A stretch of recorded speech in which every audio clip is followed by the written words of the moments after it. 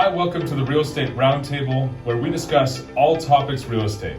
I'm Nick Ahrens. Hey, and I'm Steve Crowley. I'm Darren Shepard. And I'm Jimmy Reed, and we're your hosts. Hey everybody, it's Jimmy Reed with the Reed team, and here we are with another episode of Real Estate Roundtable. Real Estate sounds actually pretty good. Are you thirsty? I could use one. Yes, okay. We're talking about all things real estate and I guess stout now. But I've got Jerry Tucker the Realtor, as is one of his call names on Instagram, Facebook. Mm-hmm. He's a team member. And before we get into what you're going to share with us a little bit today about your experience and your journey in real estate, tell us a little bit about yourself, something we don't know. And are you married, kids? Did you always want to be a realtor? And I'm going to ask you why if you say yes. I am married. I'm married 10 years to my wife. We've got two littles. We've got a 6-year-old and a 4-year-old. Having fun with them. Did I want to be a realtor? No. That never crossed my mind until actually around 2015 when we bought our house. Got it. And a good friend of mine, who I eventually went to work with, sold us our house, sold our condo, and then sold us our house. Got it. And right about that time, conveniently, my business, which was in web development, web production, right, was kind of hitting a ceiling and not doing as good as it had been and how I wanted it to be. So got it. I was starting to think about pivoting and what I would do, and I was thinking about teaching because my wife's a teacher, and she planted that seed. And then I was thinking about real estate because speaking to my friend, it sounded like something I could do. It wasn't the thing that attracted me to it, is at least the way he put it wasn't necessarily sales. It was more consulting. Well, there's truth in that. Yeah. Right? Well, that's how I've gone about it ever since. Right.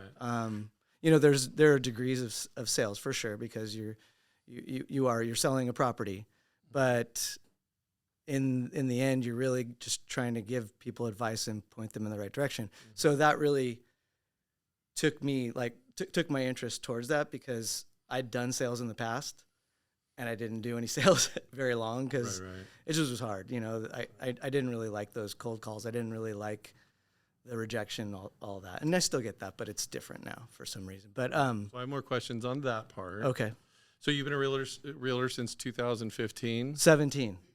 It took a couple of years to realize that I needed to do something. So it's been 5 years now. It's been 5 years, yeah. Okay, well, Congratulations. Thanks. And so when you started, did you even have any idea about team structures or solo agent? Was it optional? What were you thinking? I was really just following my friend's lead. He offered to join him as a team. He had one other person that he was working with, and he kind of led me down the path. He in a way gave me an opportunity to kind of hit the ground running and train me in a certain way, mainly dealing with like leases at first. Sure. Yeah. Made zero money, right? But I got some, I thought, valuable experience just being with clients and right. So that was how I got going, and so I stayed with him up until late last year. Mm-hmm. And the only reason I moved on from that was because I actually thought that I might be able to make this out all on my own. Mm-hmm. I felt like I had a pretty good pipeline and referral business that I thought I could grow. Right. I mean, some people do. Yeah. It's very few and far between, more so in outlying areas, less likely in high density, very competitive markets like South Orange County, right? I think a lot of it had to do with like my perception of what my goals were, and what I was doing at the time. Felt like I could pull it off. Right. I wasn't shooting for the stars. I was kind of aiming low, and I was comfortable with that at the time. What's low transactionally? How many transactions roughly, ballpark? Somewhere between 6 and 12. Okay, great. A year. Okay. Yeah. That's where I was thinking I could be comfortable. Sure. There's probably a lot of you that are going to listen to this later or watch it, or maybe even watching it now, that think the same way. I mean, wouldn't you say? I mean, the average, because when you and I first started talking, even sometimes now, well, it's easier now, but do you think most people, when they see the numbers that teams like ours post, and like Nick's selling 60 plus deals a year, 70 plus deals a year, literally 10 times what the average is, isn't that hard to kind of like grasp? Honestly, I don't think I really had a good gauge of what other my peers were doing until I came in here. Right. And then kind of it was open to the fact that Nick, Darren, Steve, the numbers that they're doing, and then it made me kind of think like, well, what are other people doing? Right, I knew what my friend Bob was doing. I knew what his other partner was doing, but I never really even bothered to wonder. Right. And then I got here and I started to wonder, and Right. and it was kind of like, oh wow, there's a lot of people that were sort of in the same boat as me. There's a lot. Yeah. Let's back up for the people watching. Okay. So you had left your previous company. You're thinking you want to go out on your own, and you come to Remax Coastal Homes down here in the Tri-City areas, Dana Point, San Clemente, San Juan, and the surrounding areas, right? And then Shelly Rayland, our broker, said, "Hey, you should talk to Jerry. He's a good dude, and he, he's like so many other people looking for lead sources, looking for lead gen, and we're a Zillow Flex team, right?" It's a if you're watching this and you don't know what a Zillow Flex contract is, Zillow looks for, teams that have operations, operational internal support, systems, tools, transaction support, listing support, and all that kind of stuff in-house. So we do, and we've been with Zillow since, for the last 12 years, but when the Flex platform came in, we're the only thing that the public sees. The key is having other people that want to grow to be able to put on shifts and give them a tremendous amount of lead flow, but that are going to be open to using the tools and systems and stuff that Zillow requires, that teams like ours use. So roll the tape forward. You and I chat about the Zillow Flex platform, because our Zillow team isn't necessarily, if you look at our website on the career page, it's not necessarily a sales partner. Right. It's a way to get to know other agents that are part of our brokerage that want some leads, and they follow the protocols. They get some good at-bats and opportunities. And you sold several homes on the Zillow Flex platform, right? And you did well, and you hit those benchmarks. And so we invited you on, as a full-fledged partner. So let's just, there's the context of Jerry and our relationship, but what is it for people listening right now, or agents? What is it that they don't know that you presupposed or thought, and what's so different, and what would be the benefit for them to look at a team like ours or somebody else's, wherever you're at, to get traction, to add to your skill set, so that way you can work all your referrals and center of influence and grow. Yeah. Right. So I'd like to preface with, I came into this thinking, I could use some leads. I heard about you guys and that you work your butts off. Scared me a little. Okay. So I kind of was I love your honesty. I don't know. I don't know if I want to do this. Right. But at the same time, I was in the spot where I really needed I needed to get resuscitated. Right. And I needed leads, and I needed to do that. And it seemed like a great opportunity. Like, why would I turn it down? But I didn't really have any kind of I came in just going, okay, I'm going to do this and let's see how it goes. Really, literally, I didn't have big expectations. Right. But as soon as I came in here,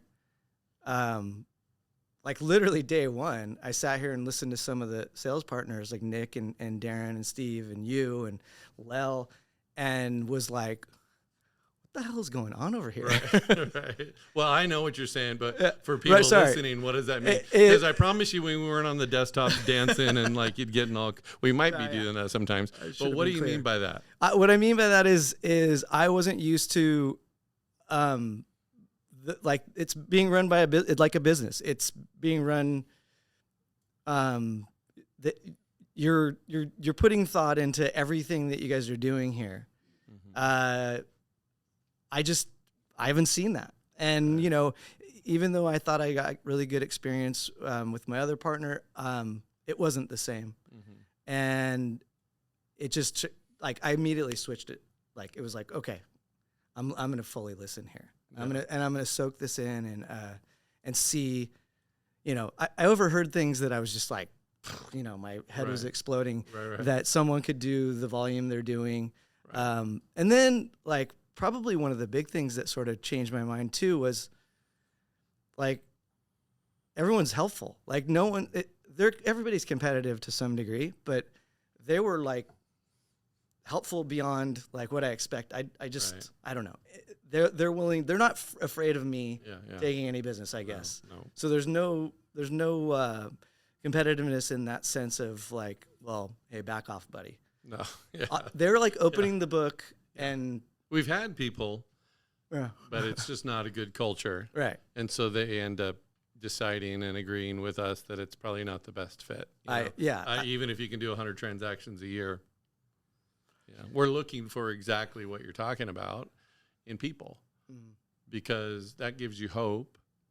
Now you're not suffering in silence. Yeah. Right? Which is most of the models out there.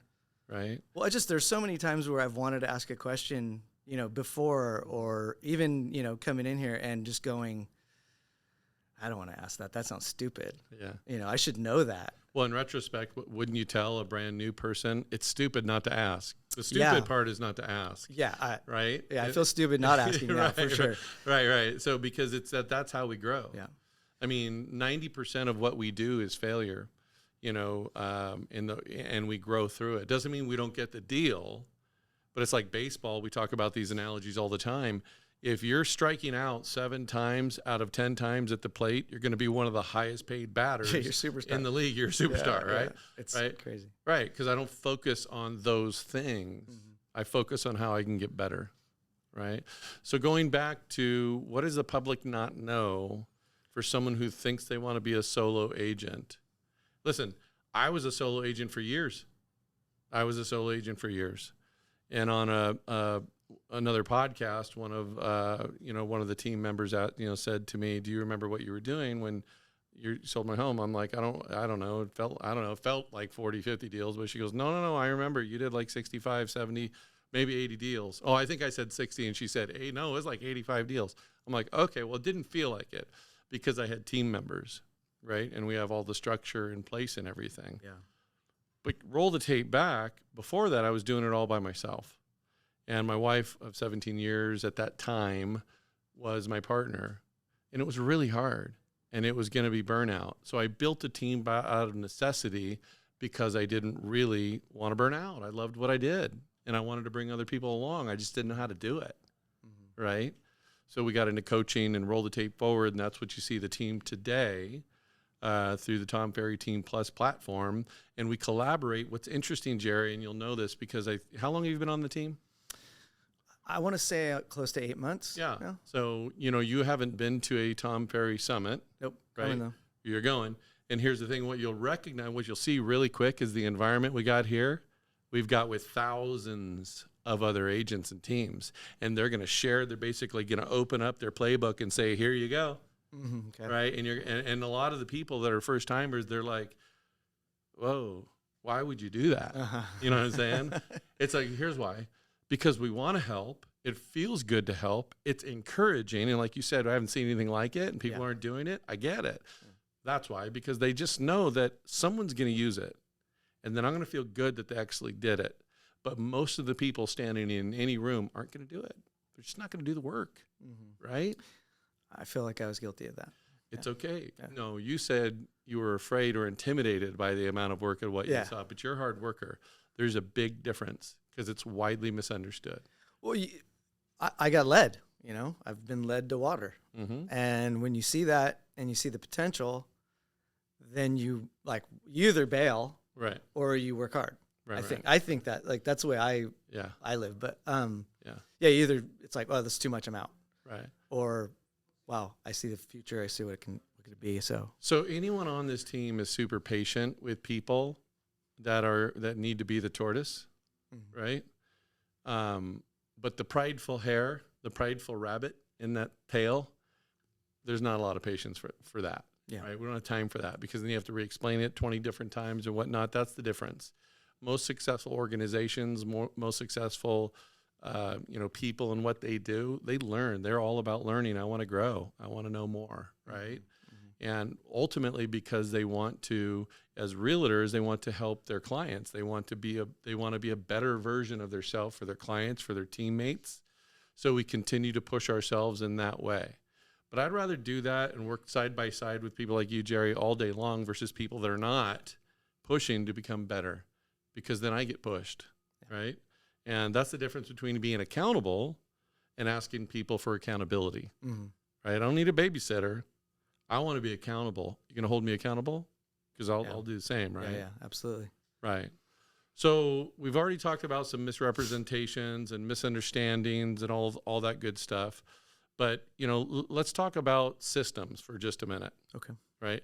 Had you ever used full-time a CRM? Okay, so let's just, for the people watching, what is a CRM? It's a client relationship management tool or customer, relationship management system. And we use Follow Up Boss for real estate. Some people use Salesforce. In the past, there was all kinds of other platforms and stuff for real estate, like Real Purdue, all the different ones. So, but there's systems. Did you ever use a CRM before consistently? Not consistently, no. I had access to some. I built a database. I looked at it. Right. Yeah. Right. But it wasn't telling you who to respond to, who to get back to on, where to take notes, birthdays, important events, right? Some of that stuff, but not to the degree that Follow Up Boss is doing. Right. I'm early days in it, but right. I can, I'm pretty happy with it. It's going to be a good tool for me for sure. Right. The other thing is if you're a solo agent versus on a team. So Follow Up Boss, our marketing team, goes in and extracts all of your information for you and pushes out and advertises, remarkets, retargets, direct advertising through email campaigns and stuff like to your database, right? So you're not going to have to. Well, you're part of an organization that does that. There's other teams that do that at a very high level as well. So that's Follow Up Boss. There's a tool and system. Has that been easy? I had a guy the other day. I reached out to him after a few calls and he's like, "Hey, how do you have time to call me?" And I'm like, "What do you mean?" Right. And he's like, "Your face is on everything that I look at."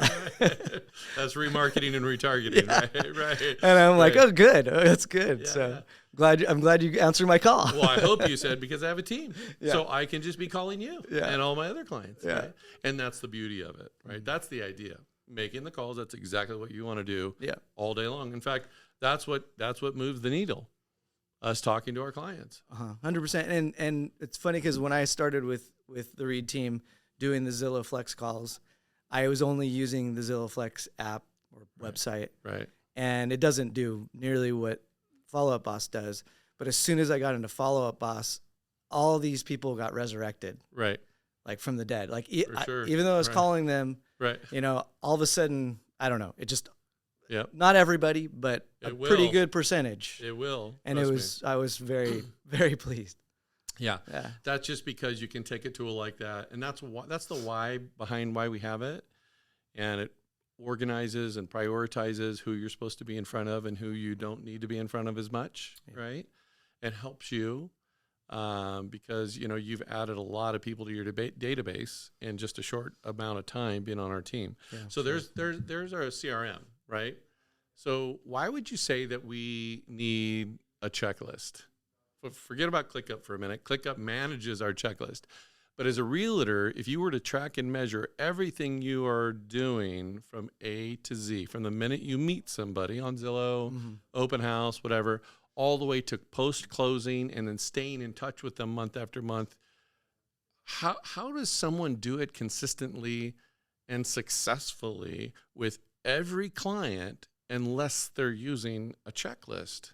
Can they?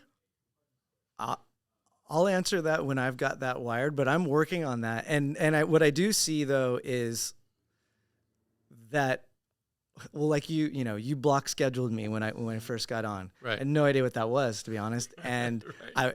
I had anxiety when I saw it. Yeah. But lo and behold, a couple months later, Right. it's really helped me just manage day to day, every day. So block scheduling is doing one thing at a time, getting your calendar, following your plan. It's really about planning. But it's like a list. Yeah, but it's planning. Yeah. It's like because let's be honest, can I be super transparent? I won't say any names. Yeah. Okay.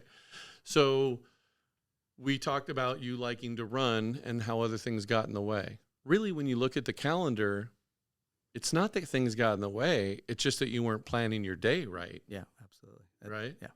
Gabby, Cabell, who is running this podcast right over, you can't see her off camera, but she's over there.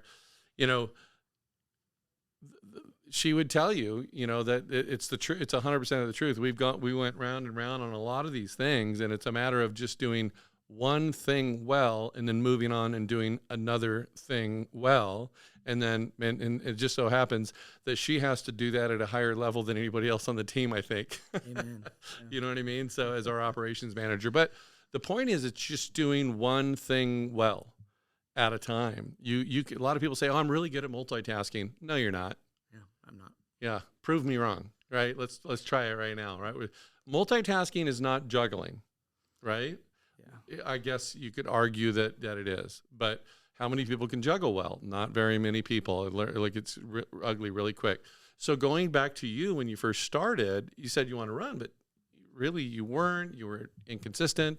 Very. And when we put it all on your calendar, like, I guess if I follow my calendar, I can do this. Yeah. And to be honest, I'm still working on a lot of that stuff, but I've made so much progress. Oh, it's not perfect? It's not perfect, no. Oh, man, I don't know about this. My hair's on fire once in a while. This might be your last podcast if it's not perfect. Yeah.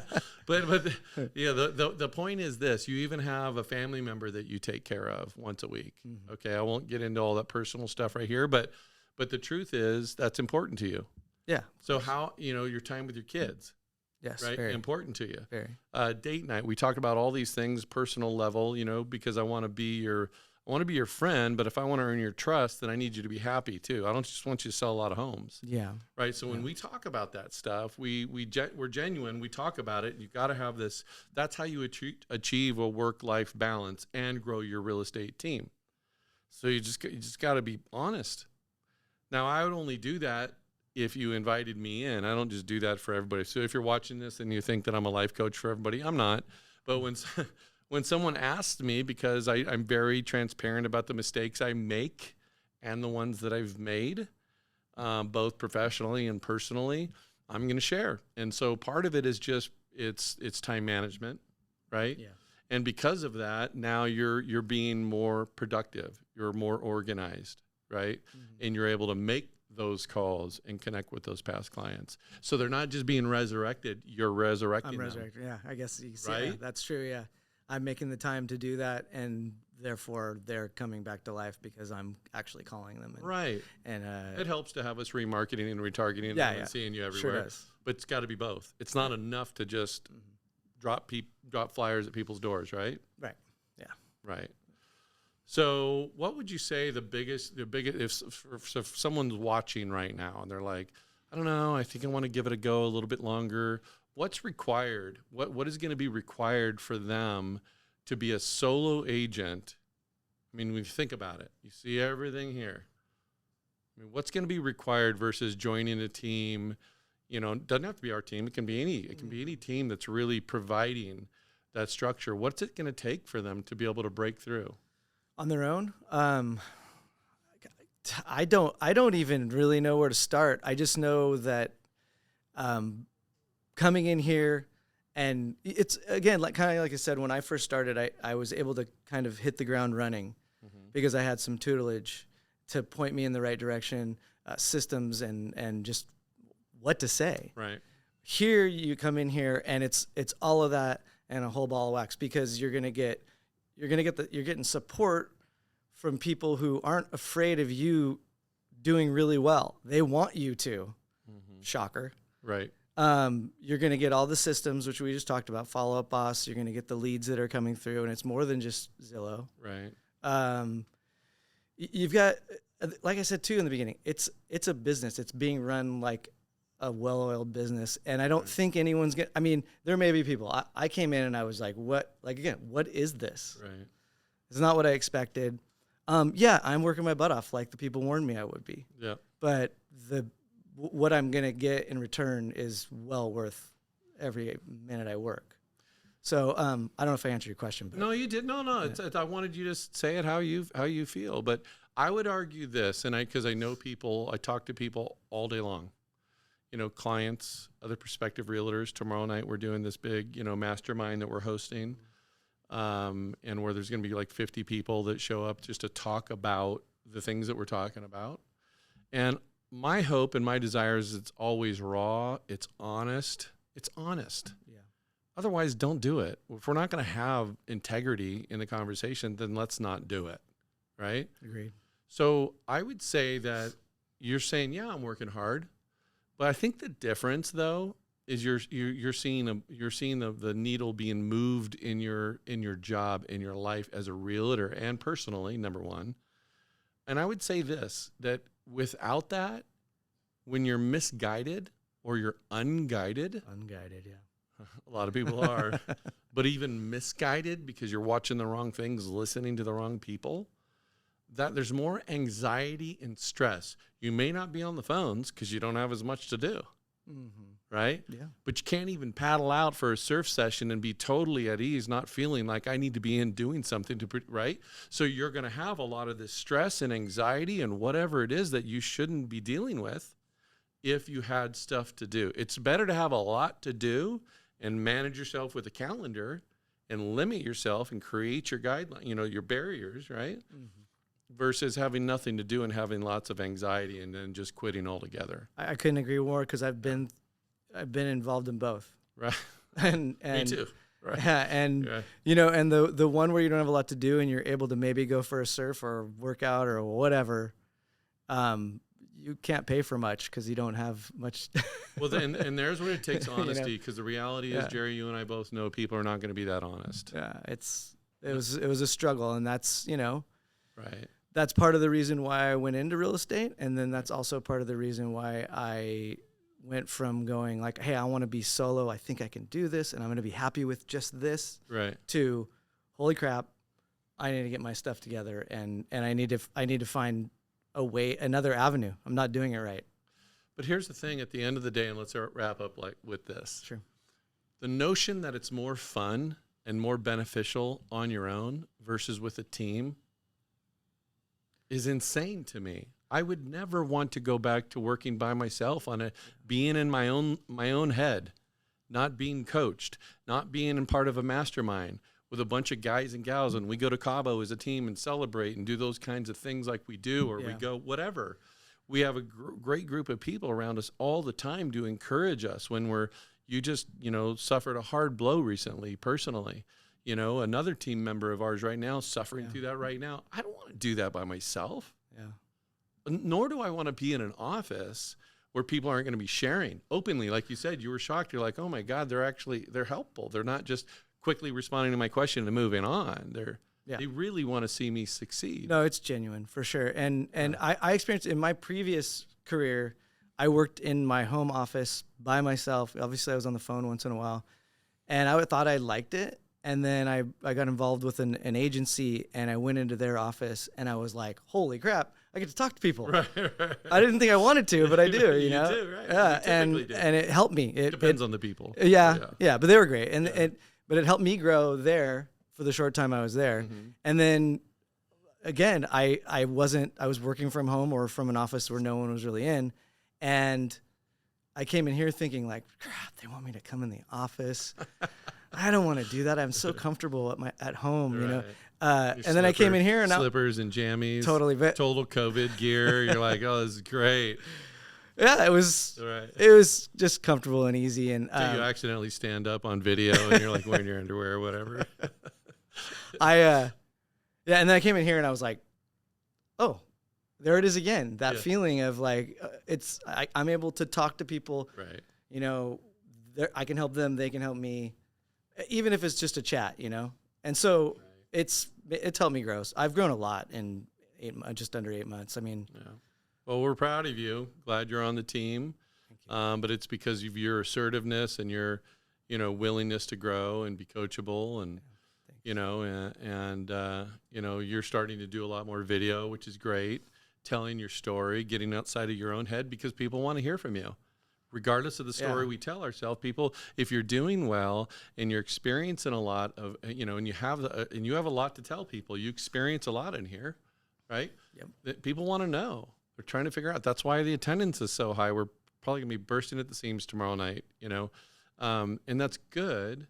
But it's just because it just proves that people want to grow. They want to know what you know, Jerry. they just don't know they do sometimes. No, and I was one of those. So this is true. yeah, That's a good way of saying it. Well, congrats. Yep. High five. Proud Thank of you. you. So again, thanks for joining us on this episode of, I don't even know what number it is, but it is the Real Estate Roundtable with the Stout. Reed team. Yeah, it's the Stout. stout. Yes, the Stouts. We're going to have Stouts tonight. But yeah, we look forward to chatting with you guys sometime in the future. Follow us if you don't. Reach out with any questions or comments. We'd love to be able to help. Okay, until next time. Hey, thanks again for listening to the Real Estate Roundtable. If you'd like to connect with any of the sales partners here on the Reed team, our information is below, and we'd love to chat with you.